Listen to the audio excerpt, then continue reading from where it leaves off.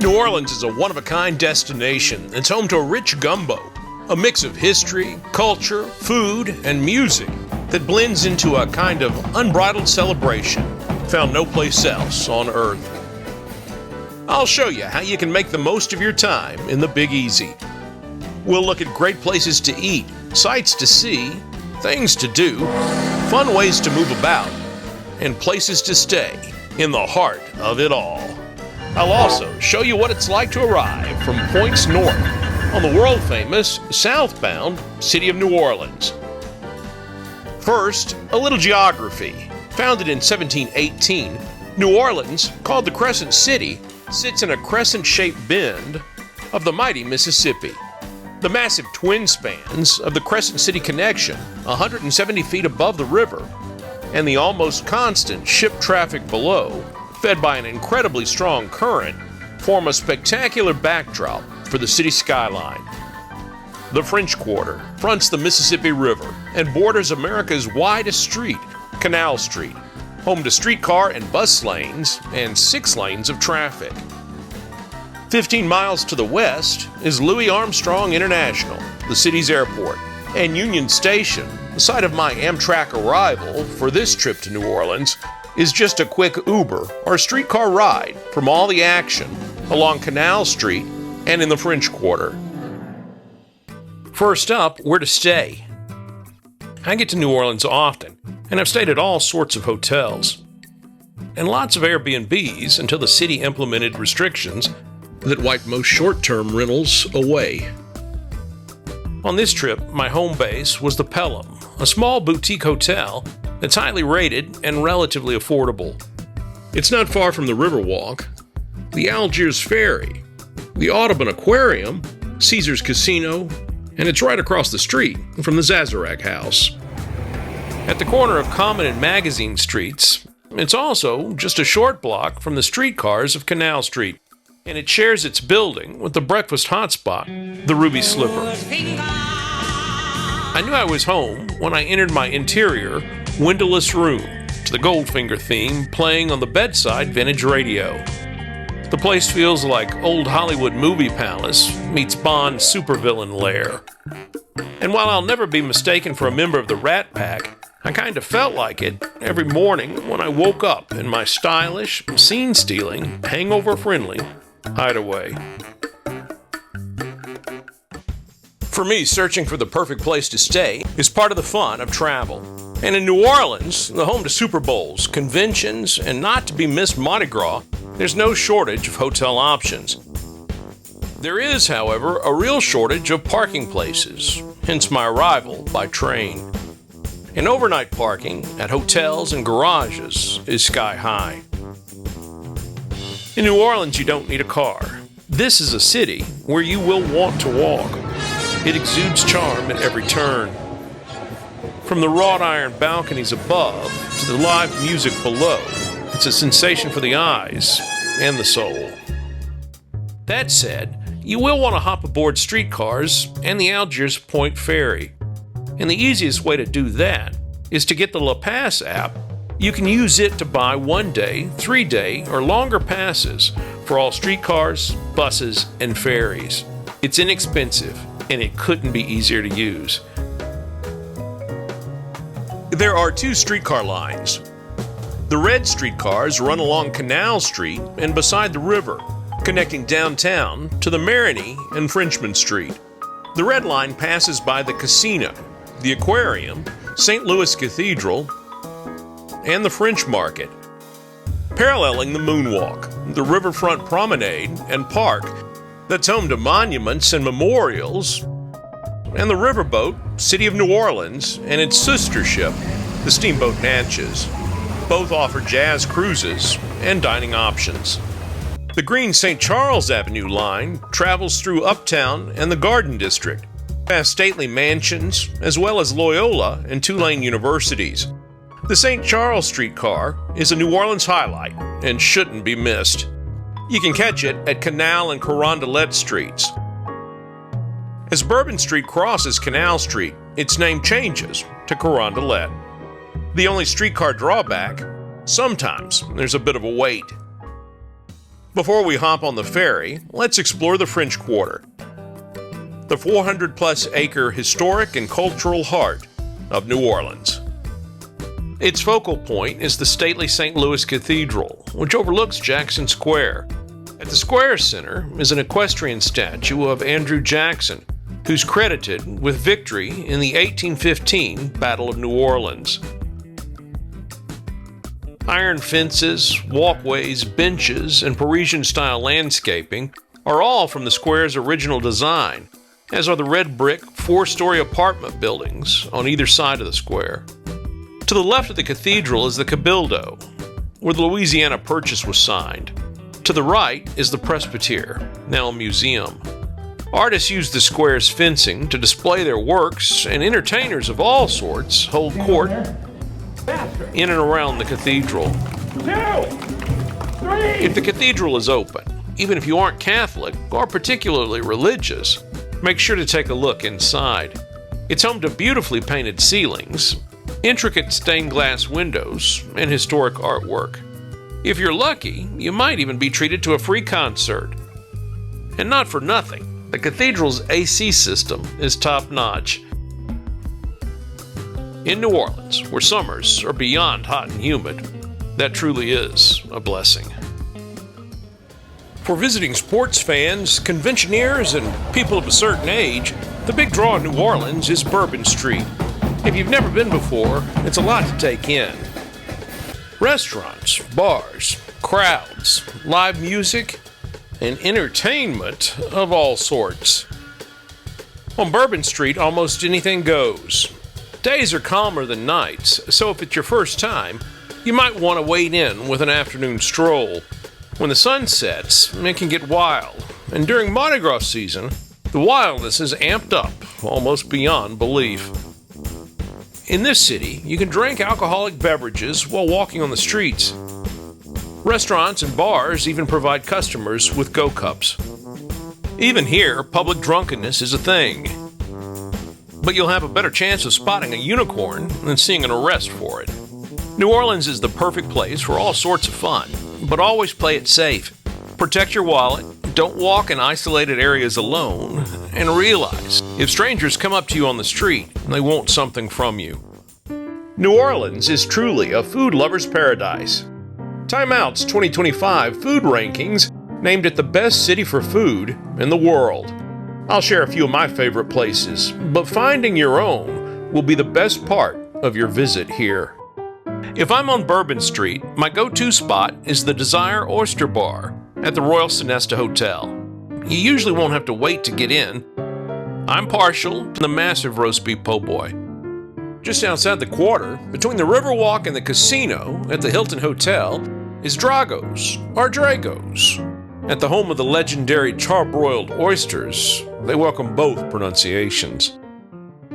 That taste sensation started in 1993 when a sauce of garlic, butter, and herbs was brushed on a fresh batch of oysters that were dusted with a blend of Parmesan and Romano cheese and cooked in their shell on a hot grill.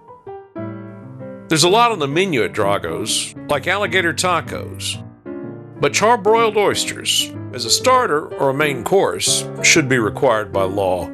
It's first come, first serve here. They don't take reservations, but bar seating is open, and service at the bar here is stellar. For dessert, beignets at Café du Monde is a requirement, at least once while you're in New Orleans. And there's no excuse for missing it. Café du Monde is open 24 hours a day, 7 days a week. It only closes for Christmas, and occasionally when a hurricane blows in. Beignets are the featured attraction. One order consists of 3 square pieces of fried dough, piled high with powdered sugar. And happiness on a plate is as simple as that. You haven't been to New Orleans if you haven't been here. And you haven't been here if your shirt's not covered in powdered sugar. For breakfast, you've got to eat at the Ruby Slipper. There are 8 locations spread throughout the city. Fortunately, I didn't have to walk far to indulge in their deliciously special take on the most important meal of the day. You can't stay at the Pelham Hotel and eat anywhere else but here. For me, 2 days running, it was their Eggs Benedict that they call Benny's. I had the Chicken St. Charles and the Eggs Couchon, a slow-cooked, apple-braised pork.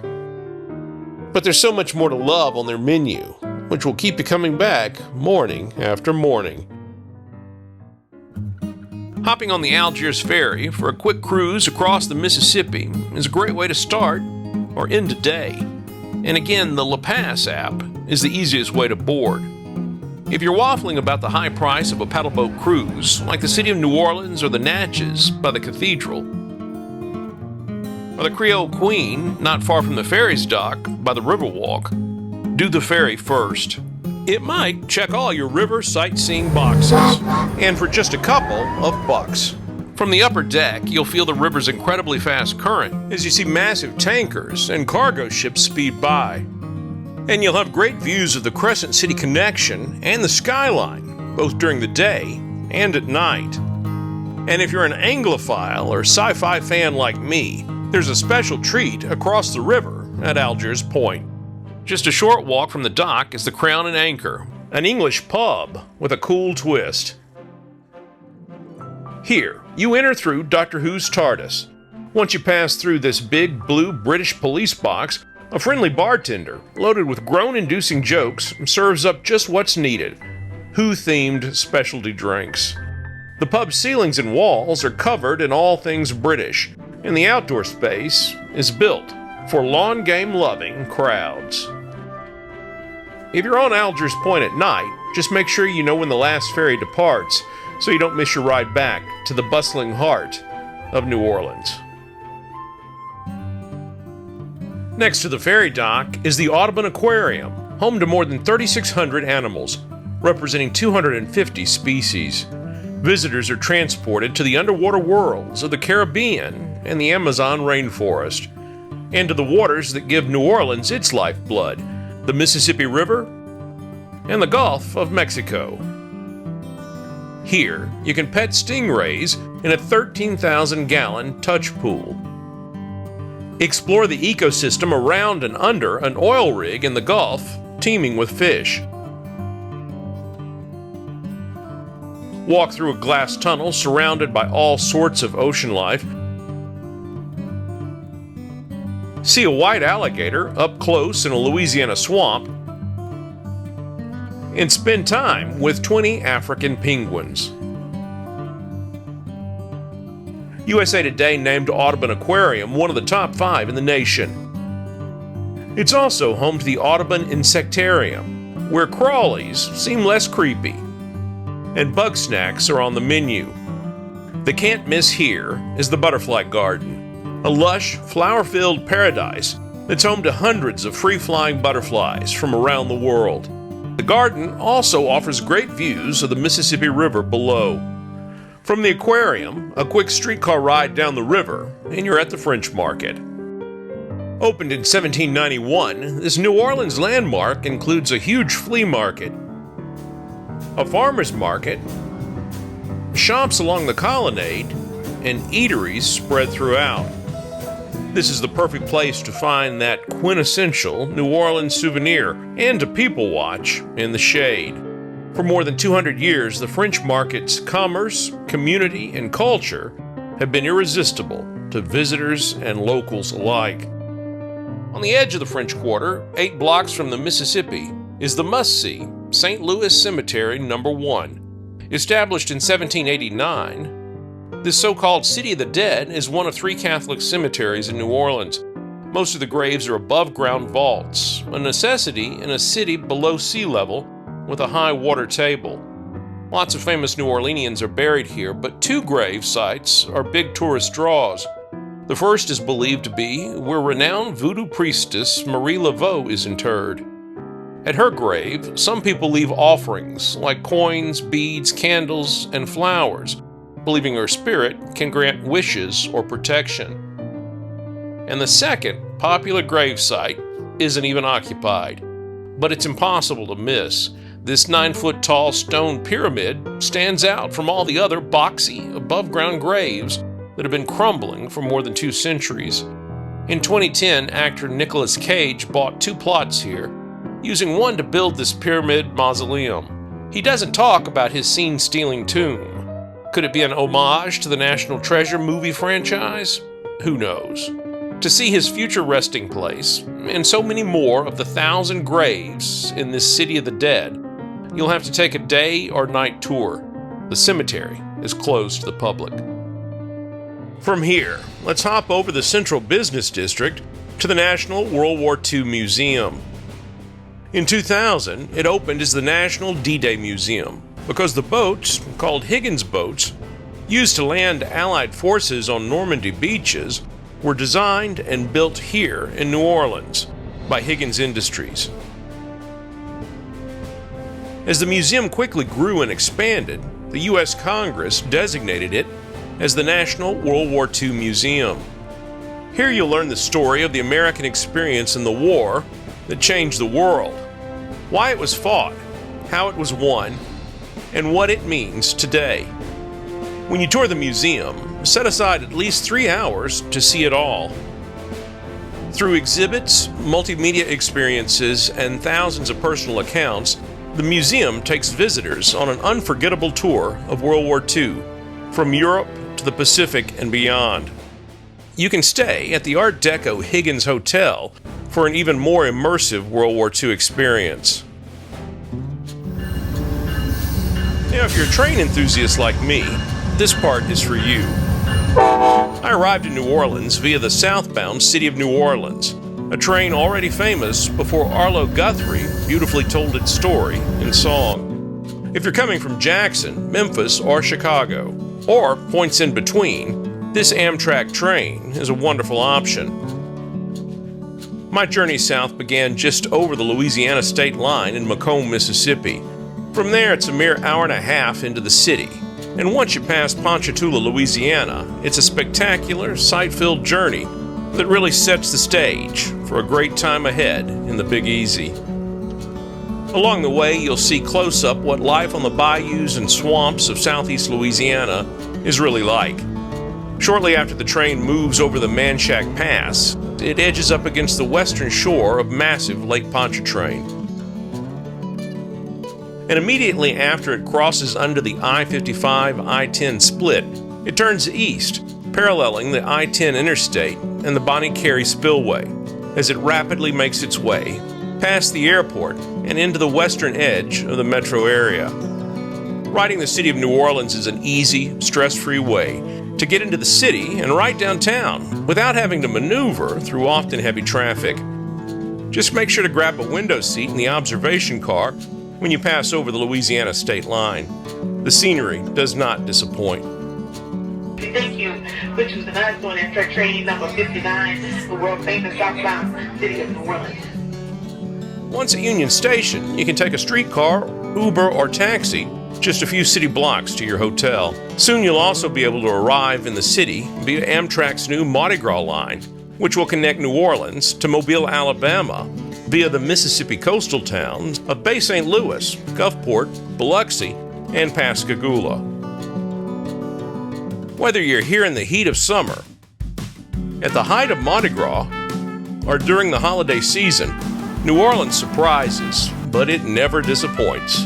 If you find this guide helpful, subscribe to my channel Newsocracy for more like it, including guides that focus on the Mississippi Gulf Coast, Hawaii, London, Sydney, and lots of other places. As always, I'm Jim Albritton. Thanks for watching.